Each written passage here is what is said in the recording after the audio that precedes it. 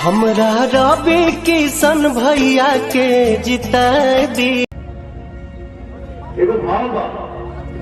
ये member of parliament जिसका सीधा सीधा कहीं ना कहीं कनेक्शन जुड़ा है भोजपुरी फिल्म इंडस्ट्री से और इसका जीता जागता सबूत है मनोज तिवारी, रवि किशन और अब दिनेश लाल यादव उर्फ निरहू।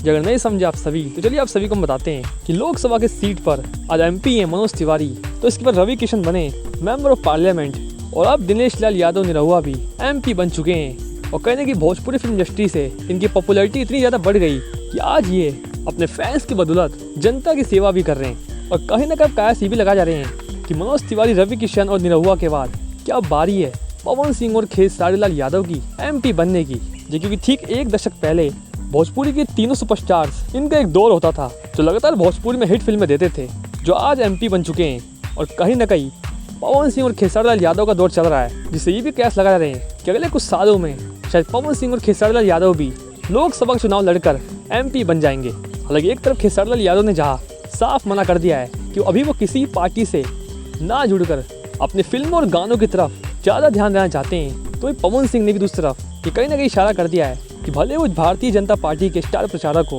भारतीय जनता पार्टी को खुलकर समर्थन करते हैं, लेकिन फैंस के लिए वो ऐसे ही लगातार गाना गाते रहेंगे और फिल्में देते रहेंगे ताकि भोजपुरी फिल्म इंडस्ट्री ऐसी ग्रो होते रहे। वैसे क्या लगता है आप सभी को, मनोज तिवारी, रवि किशन और निरहुआ के बाद अब क्या पवन सिंह और खेसारी लाल यादव भी राजनीतिक क्षेत्र में उतरकर एमपी बनेंगे? अपना दीजिए हमें कमेंट सेक्शन में। और सिर्फ इंटरेस्टिंग वीडियो से मिलता है नेक्स्ट वीडियो में। फिलहाल धन्यवाद।